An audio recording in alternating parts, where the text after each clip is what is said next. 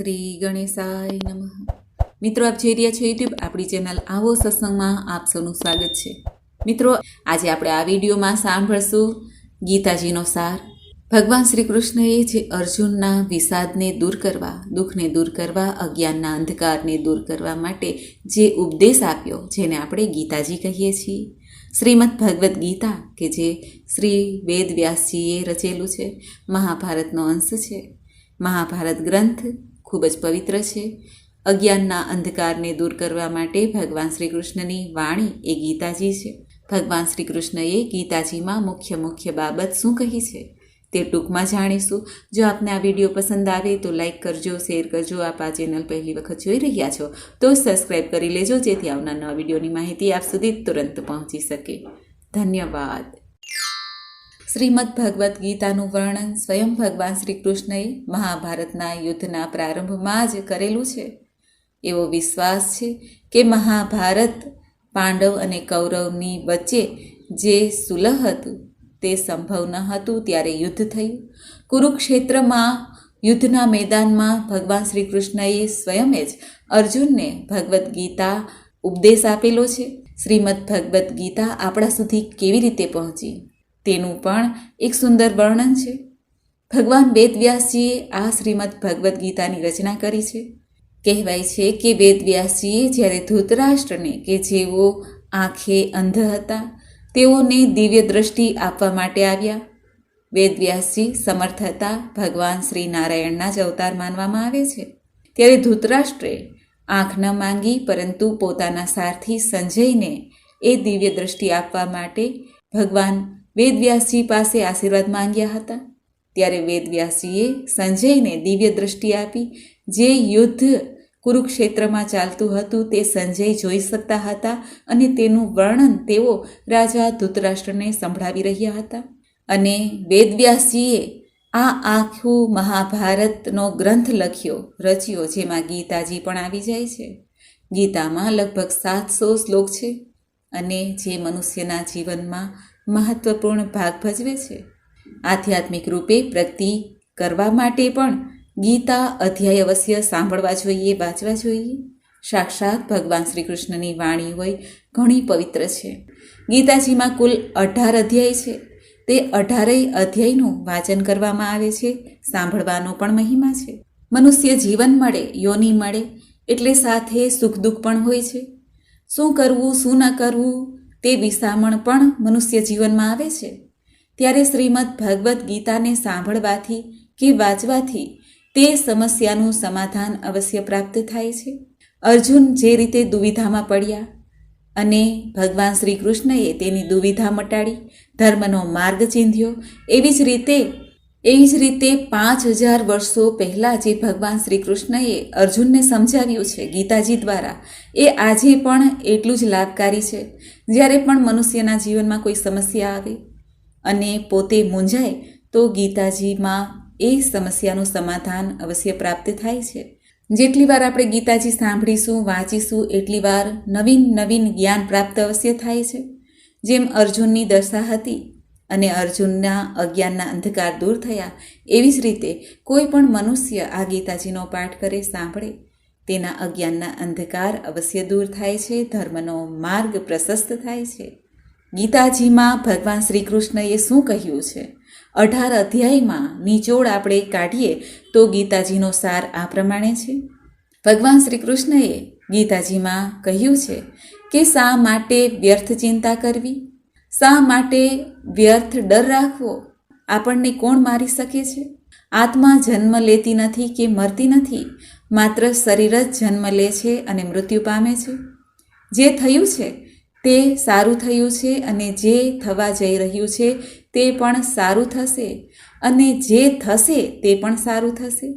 માટે પશ્ચાતાપ ન કરો, ભવિષ્યની ચિંતા ન કરો, વર્તમાનમાં જીવવું જોઈએ. તમારું શું ગયું છે જો તમે રોવો છો? આપણે શું પેદા કર્યું છે કે જે નાશ થવાનો પણ ડર લાગે છે? મનુષ્ય જન્મતી વખતે ન કંઈ લાવ્યો છે ન પાછું લઈ જશે. ધરતી ઉપર જે કમાય છે, ધન સંપત્તિ છે, તે અહીંની અહીં રહી જશે. માત્ર મનુષ્યની સાથે મૃત્યુ વખતે જાય છે તેના કર્મ, માટે કર્મની ચોખ્ખાઈ રાખવી જોઈએ. બંધ મુઠ્ઠીમાં જન્મ લીધો છે અને જ્યારે મનુષ્ય મૃત્યુ પામે છે ત્યારે હાથ ખુલ્લા કરીને જાય છે. ખાલી હાથ આવ્યા છીએ ને ખાલી હાથ જવાના છીએ. આજે આપણી પાસે જે છે તે કાલે કોઈ બીજા પાસે હશે અને ત્યાર પછી કોઈ બીજા પાસે હશે. કોઈ અમર નથી. માટે પોતાનું સમજીને આ મારું આ તારું કહીને મગ્ન થઈને આપણે દુઃખનું કારણ આપણે પોતે જ બનીએ છીએ. પરિવર્તન સંસારનો નિયમ છે. માટે જેને આપણે મૃત્યુ સમજીએ છીએ તે જ જીવન છે. એક ક્ષણમાં મનુષ્ય કરોડોનો સ્વામી બની જાય છે અને બીજી ક્ષણે તે દરિદ્ર પણ બની જાય છે. મારું તારું, નાનો મોટો, પોતાનો કે પારકો, આ મનનો મેલ છે. આ બધું મનથી કાઢી નાખવું જોઈએ. પછી જોઈએ કે આખું જગત આપણું જ છે અને આપણે સૌના છીએ. ન આ શરીર આપણું છે ન શરીરના આપણે. અગ્નિ, જળ, વાયુ, પૃથ્વી, આકાશથી આ શરીર બનેલું છે. પંચભૂતોથી બનેલું છે અને તે પંચભૂતમાં જ મળી જશે. પરંતુ આત્મા સ્થિર છે, અમર છે. માટે પોતે પોતાની જાતને ભગવાનને અર્પિત કરવી જોઈએ, સમર્પિત કરવી જોઈએ, ભક્તિ કરવી જોઈએ. અને આ જ બધાથી ઉત્તમ સહારો છે, ઈશ્વરનો સહારો. કર્મ કરતાં કરતાં પ્રભુ ઉપર આસ્થા રાખીને જીવન વ્યતીત કરવું જોઈએ કે જેથી મૃત્યુ ઉપરાંત શુભ જન્મની પ્રાપ્તિ થાય અથવા મોક્ષની પ્રાપ્તિ થાય. ભગવાન ઈશ્વરની ભક્તિ, ઈશ્વરનું શરણ જ ભય, ચિંતા, શોકને હરનાર છે. જે પણ કંઈ મનુષ્ય કરે છે તે ભગવાનને અર્પણ કરે તો સદા જીવન મુક્ત અને આનંદનો અનુભવ કરશે. આ જ ગીતાનો સાર છે. ભગવાન શ્રી કૃષ્ણએ અર્જુનને ગીતામાં કહ્યું છે કે મનુષ્ય પોતે જ પોતાનો શત્રુ અને પોતે જ પોતાનો મિત્ર છે. મનુષ્યએ આત્મા વડે શરીર, મન, ઇન્દ્રિયોના સંયમ દ્વારા આત્માનો ઉદ્ધાર કરવો જોઈએ, નહીં કે તેને અધોગતિમાં લઈ જવો જોઈએ. ભગવાનનો કહેવાનો મતલબ એ થાય છે કે મનુષ્ય પોતે જ પોતાનું કલ્યાણ કરી શકે છે. શુભ વાચનથી ભગવતમય જીવન જીવીને ભગવાન ઈશ્વરનું શરણ લઈને અને પોતે કર્મ કરતો રહે, કર્મમાં આસક્તિ ન રાખે, ફળની ઈચ્છા ન રાખે તો તે પોતાનું જીવન સાર્થક કરી શકે છે. ભગવાને અર્જુનને કહ્યું છે કે હે અર્જુન, સર્વકાળે તું મારું સ્મરણ કર, યુદ્ધ કર. મારામાં અર્પણ કરેલા મન બુદ્ધિવાળો તું ચોક્કસ મને પામીશ. આ જે ઉપદેશ છે તે આપણને સૌને લાગુ પડે છે. ભગવાન શ્રી કૃષ્ણ છેલ્લે અર્જુનને કહે છે કે જે મનુષ્ય મારા પરાયણ રહીને આ ધરતીલોક ઉપર પોતાનું ઈમાનદારીથી કર્મ કરતો રહે છે તેનું યોગક્ષેમ હું સ્વયં વહન કરું છું. એટલે કે પ્રભુ તેના જીવનનો નિર્વાહ કરે છે. આમ શ્રીમદ ભગવદ્ ગીતા એ ઘણું શુભ અને મંગલકારી છે. ભગવાન શ્રી કૃષ્ણએ જે અર્જુનને 18 અધ્યાયમાં સંભળાવ્યું છે તે આપણે ટૂંકમાં સાર સાંભળ્યો. મને આશા છે કે આપને આ વિડીયો જરૂર પસંદ આવ્યો હશે.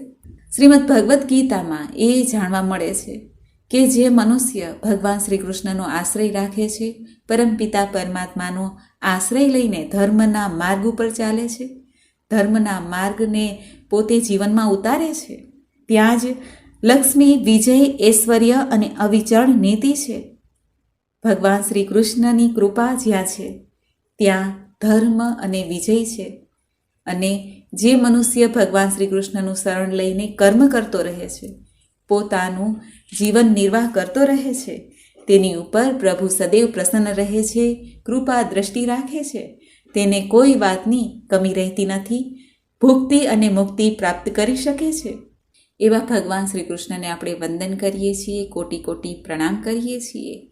જગદગુરુને પ્રાર્થના કરીએ કે હે પ્રભુ, અમારા અજ્ઞાનના અંધકાર દૂર થાય, જીવન પથ ઉપર અમે સાચી દિશામાં ચાલીએ અને અમે અમારો ઉદ્ધાર કરીએ એવી કૃપા કરજો.